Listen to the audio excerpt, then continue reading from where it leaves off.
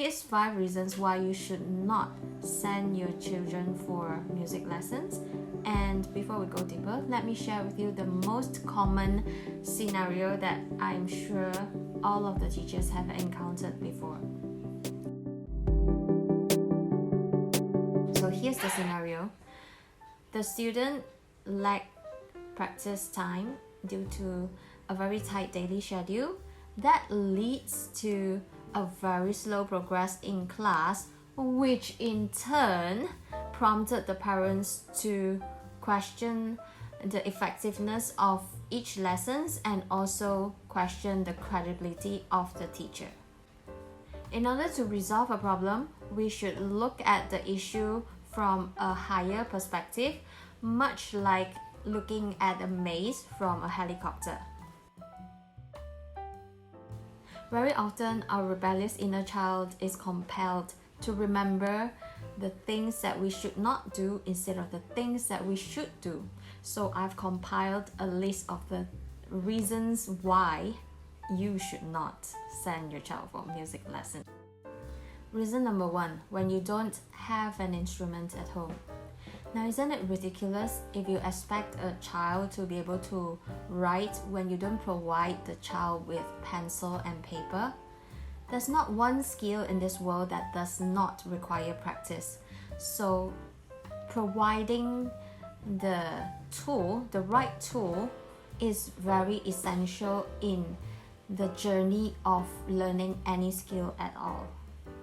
Reason number 2, when you don't appreciate or enjoy classical music, then please don't send your child to classical lessons. Because there's nothing more discouraging than a parent complaining about their children playing dull and uninteresting music in front of the children. That's a surefire way to kill a child's confidence. Reason number 3, when you're unwilling to spend the next 6 to 8 years nurturing a skill.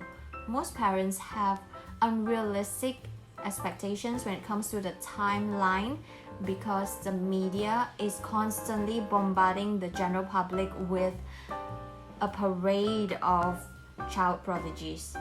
So it would be wise for you to talk to the child's teacher who can provide you with a more realistic expectation as to how far your child can go within the next 2 to 3 years.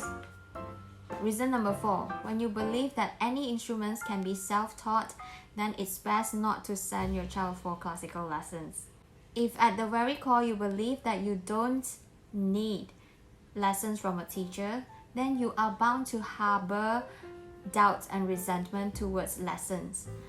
Don't underestimate children's sensitivity because they can definitely sense your hostility, but they're not sure as to who or what it was directed to, and they might misunderstand and misinterpret it as their fault.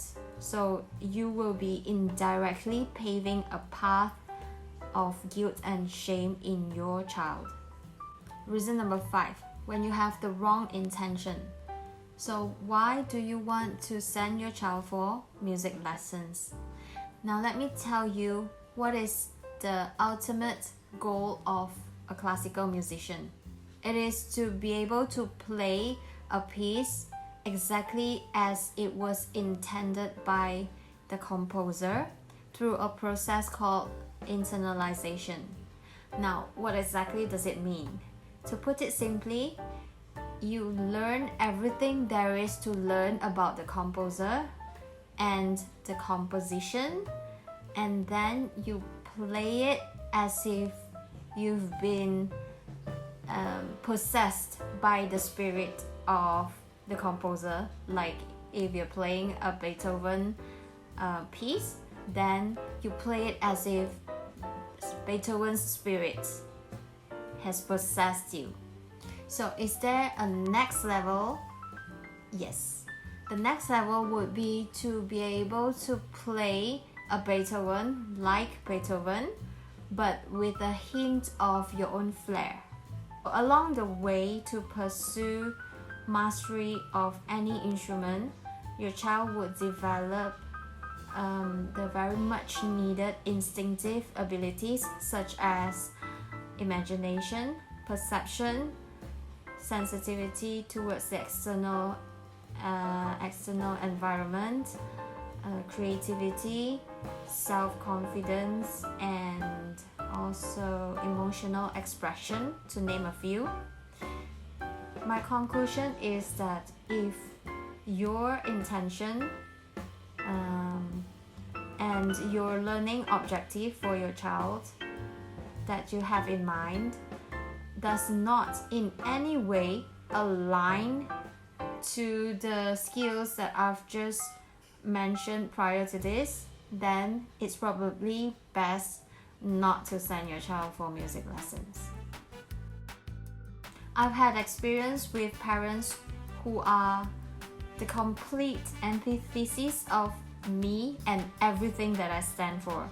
So that's a story for another time.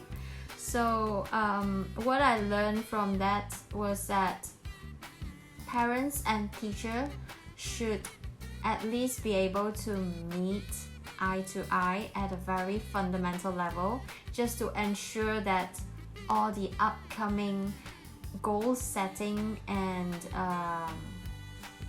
expectations can be managed in a harmonious manner. Yes, so that's my 2 cents for today, and I'll see you in the next video. Bye.